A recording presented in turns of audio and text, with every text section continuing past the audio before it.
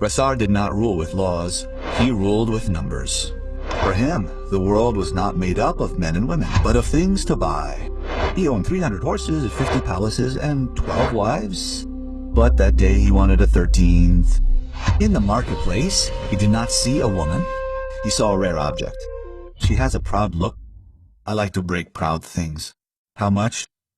She is not for sale, your majesty. She is my only daughter. Everything is for sale. Razard untied a heavy purse of gold. He did not give it to the old man. He threw it in the dust at his feet. Ladle, that's more joy than your wretched kin will bring in 10 generations. Your daughter belongs to me. The old man, broken by poverty, knelt down to pick up the coins. Naya, for her part, did not move. She did not look. Then she stared straight into the king's eyes, with contempt so cold it could have frozen the desert. Razar stepped closer to her and grabbed her chin. Smile. I paid dearly for this face. You bought my father with your wealth. You bought my body with your strength. But my smile, Razard, it is not for sale. It is priceless. We will see when you are hungry. Razar thought that all it took was to cover a woman in diamonds to make her smile. He gave her beautiful fabrics, perfumes, and magnificent gardens. But Nia remained unmoved. She wore her gifts like one wears chains. For the first time in his life, Razar could not get what he wanted, and it drove him mad. Furious with her silence, one night he overturned the queen. Why? I pulled you out of the mud and made you queen. My other women are fighting for a single glance from me. Why do you look at me as if I were a monster? Because you don't see a queen, Razar. You see a possession. We love what we respect. We don't love what we own. You are the poorest man I have ever met. I am the king. I own this world. You have things, but you have no one. If your gold disappeared tomorrow, not even your dog would follow you. Love is a fable for the weak. Gold is the only truth. He was wrong, and fate would teach him the cruelest lesson of his life. The enemy did not want his throne, he wanted his coffers. The nighttime attack was swift and fierce. Razar ran to the treasure room to save his fortune, but when he opened the heavy doors, the room was empty. His general, his right-hand man, was there. He was smiling. At his side were Razard's 12 wives, their arms full of jewels. General, stop them! Defend your king! I will charge you double! Double nothing is still nothing. Razar, the enemy has already paid. And your women, they prefer a rich man to a ruined king. Razar wanted to draw his sword, but the general was quicker.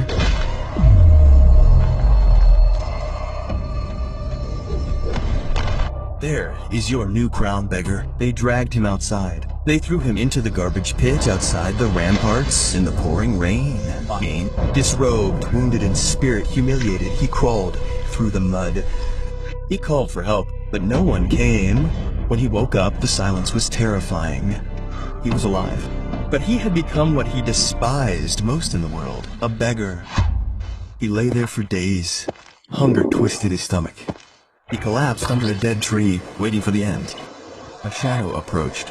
He shielded his face, thinking he was going to be hit again. But it wasn't a blow, it was a bowl of water. He looked up. It was Nia. She was no longer wearing any jewelry. She had fled the massacre, but she had not fled her husband. Have you come to mock me? To finish me off? Go ahead, I have nothing left to buy your pity with. You're right. You can't buy me anything anymore. That is why I am here. Drink. They survived together. The former king had to learn to work the land, to suffer, to share. One day, while he was crossing the desert, a band of looters surrounded them. They saw Nia. Leave the woman, old man, and we will spare your life. The former Razar would have negotiated. He would have exchanged the woman for her safety. But the chance that rose that day was no longer an arrogant king, it was a man. He stood before Naya, his bare hands ready to die. Touch her, and you'll regret it. They were 3 against 1. Razar took the blows. He fell. He was beaten up, but he got up each time, using his body as a shield to protect his wife. Frightened by such determination, the looters eventually fled. Razar collapsed in the sand, exhausted. Nia rushed to him. She was crying. Why? Why did you do that? You could have done it. Because you are the only thing I could not buy. Nia looked at him, and for the first time in the dust, she did not see a tyrant, she saw a king. But to retake the city, love was not enough. An army was needed. Razar and Nia went to the neighboring villages, where General Turan was now crushing the people with cruel taxes. The villagers, hungry and angry, recognized the former king. They took up stones and pitchforks. You dare to come back? You have despised us all your life. You do not come here to negotiate anymore. Go before we kill you. Razar did not back down. He did not pull out any gold. He did the unthinkable. He knelt in the mud before those he had once treated as slaves. He bowed his head. You are right. I have been a monster. I do not ask you to forgive me. I beg you, help me destroy the one who is starving us all. I will not fight for my throne. I will fight so that no one steals your bread again.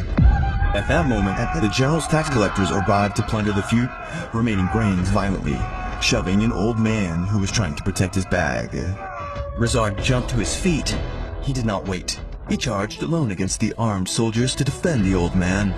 Seeing this man, once a king, bleeding for one of their own, the villagers dropped their stones. They rallied to his cause. That day, Razar's army did not seek gold, but brotherhood. The rumor became a storm. Step by step, the Ghul's army marched on the city. In fear of opening, they yielded to the people's wrath. But the general had not said his last word. In front of the palace steps, his elite guard, 50 mercenaries in heavy armor, blocked the way. Razar drew a simple sword, forged by a villager. He did not look back. He knew that his brothers were there. For freedom! The clash was brutal. The mercenaries were fighting for pay, but Razar's army was fighting for its life. Razar slashed the crowd, parrying blows to protect his allies. He built himself with the rage of a lion, pushing back the elite guards step by step until he broke down the great golden gates of the palace. Razar, covered in dust, finally entered the throne room. The traitorous general stood there alone, old and fat, surrounded by his useless chests. You come back to die, beggar? I have enough gold to buy your entire army! Try it. You will see. The general offered fortunes to Razar's soldiers.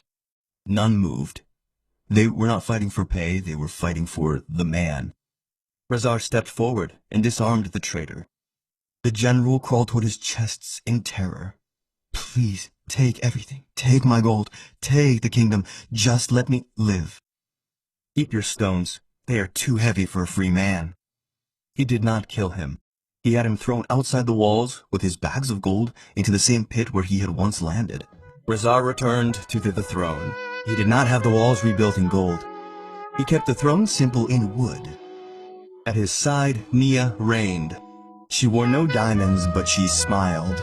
And that smile lit up the palace better than any torch. I once thought I was rich because I owned the world. I was crazy. I only became rich the day I lost everything. Except her. The true value of a man is not measured by what he has in his pockets, but by what he is willing to give when his pockets are empty. And you, if you lost everything tomorrow, who would stay by your side? Tag this person in the comments, or simply write their initial. If this story touched you, subscribe,